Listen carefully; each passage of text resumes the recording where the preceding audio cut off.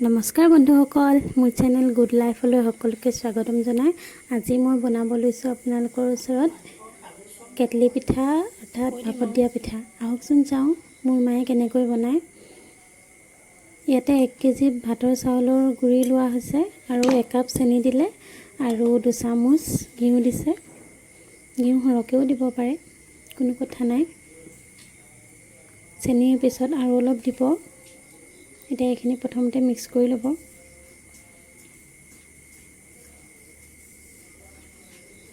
আৰু 1 কাপ চেনি এড কৰি দিছে।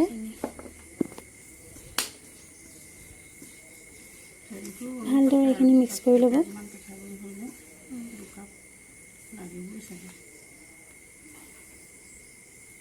চেনি গোটেইখিনি এড কৰি দিলে, অৰ্থাৎ 1 কেজি চাউলৰ গুড়িত 2 কাপ চেনি। ইয়াতে অকণ পানী দি মায়ে ভালকৈ সানি গৈছে। ইয়াতে আপোনালোকে গাখীৰো দিব পাৰে, নাইবা গাখীৰ নাথাকিলে অকল পানী দিও হৈ যায়। গাখীৰ দিলে টেষ্টটো বেছি ভাল লাগে। আমি গাখীৰ এড কৰিছোঁ পিছলৈ, প্ৰথমতে পানী এড কৰি লৈছোঁ। একেলগে পানীখিনি দি নিদিব, অকণমান দি চাই যাব। গোটেইখিনি বেছি পনীয়া হৈ গ'লে ভাল নালাগিব, খুৰখুৰীয়া হৈ থাকিব লাগিব। ইয়াতে আপোনালোকে যিকোনো ধৰণৰ ড্ৰাই ফ্ৰুটছ ব্যৱহাৰ কৰিব পাৰে। এতিয়া অলপ গাখীৰ এড কৰি দিছে। মিশ্ৰণটো ধৰিব পাৰিছেনে বাৰু? বেছি পনীয়াও হ'ব নালাগে, বেছি খুৰখুৰীয়াও হ'ব নালাগে। এইখিনি আকৌ চালনীত এবাৰ ভালকৈ চালি দিলে মিহি হৈ যায়। আমি চালনী ব্যৱহাৰ কৰা নাই, হাতেৰেই মায়ে ভালকৈ ঘঁহি দিব। গাখীৰ আৰু অলপ এড কৰি ভালকৈ মিক্স কৰি আছে।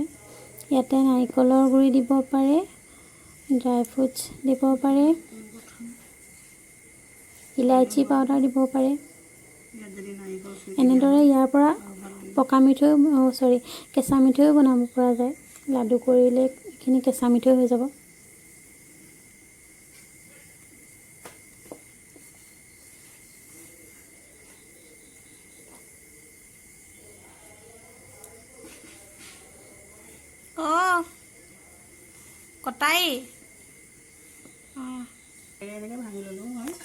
এতিয়া এইখিনি এনেদৰে চালি দিছে, হাতেৰে চালি দিছে। লাডুখিনি যাতে ভালদৰে ভাং খাই যায়, মিহি হৈ যায়। সকলোৰে ঘৰত চালনীখন নাথাকিবও পাৰে।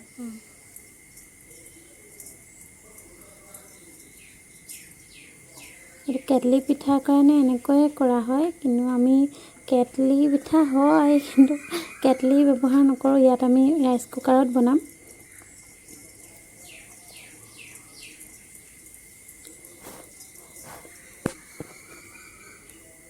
পানীটো বেছি হ'ল যিখিনি অকণমান পনীয়া হৈ থাকে এইখিনি পিঠাগুড়ি মিক্স কৰি দিব। যদি পনীয়া হৈ থাকিলে বস্তুটো ভাল নহ'ব, নুফুলিব।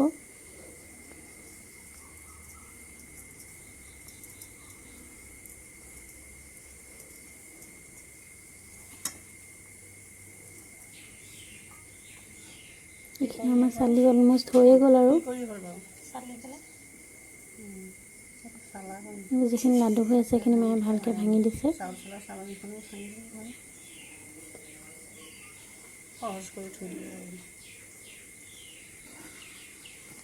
এতিয়া মই এফালে পানী উতলিবলৈ দি দিছোঁ ৰাইচ কুকাৰত। চালনীখন দি দিছোঁ।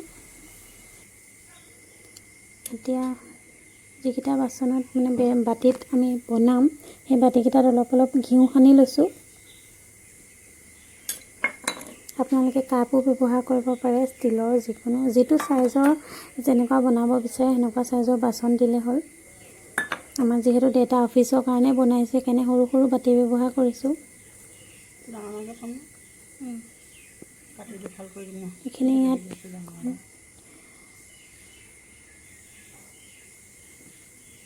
বেছি হেঁচি দিব নালাগে, অকণমান হেঁচি পেলাই জোখমতে দিলেই হ'ল।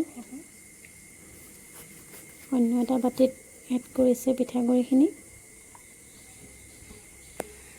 এইখিনি পিঠাৰ কাৰণে ইয়াত ৰাইচ কুকাৰত দি দিছে। ইয়াৰ পিছত আমি ঢাকনি লগাই দিম। ঢাকনিখন এতিয়া উতলাই লওঁ। ভাপত দিয়া পিঠা আমাৰ হৈ গৈছে। বেছি টাইম নালাগে, পূৰা উতলা পানী আছিলে যিহেতু উতলা পানী হৈ থাকোঁতে দিব লাগে। এইটো দেখি ধৰিব পাৰিছে কিমান টেষ্টি হৈছে। এইকেইটা পাৰিবনে হাতে? নহ'ব। ঢাকনি লগাই দিলে ভাপটো ওলাই যাব নোৱাৰে। ঢাকনিখন লগাই দিলে ভাল, নহ'লে দেৰি লাগে। ই খুব গৰম, সেইটো কাৰণে মায়ে টুপিয়া কৰিছে।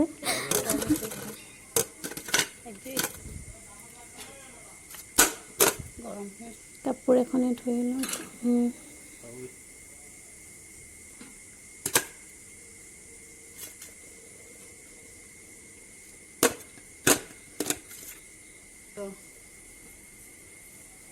আমাৰ টেষ্টি কেটলি পিঠা তৈয়াৰ হৈ গ'ল।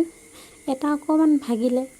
আপোনালোকে যদি মোৰ ভিডিঅ'টো চাই ভাল পালে তেনেহ'লে লাইক কৰিব, কমেণ্ট কৰিব, এনে ছাবস্ক্ৰাইব কৰি দিব। ধন্যবাদ।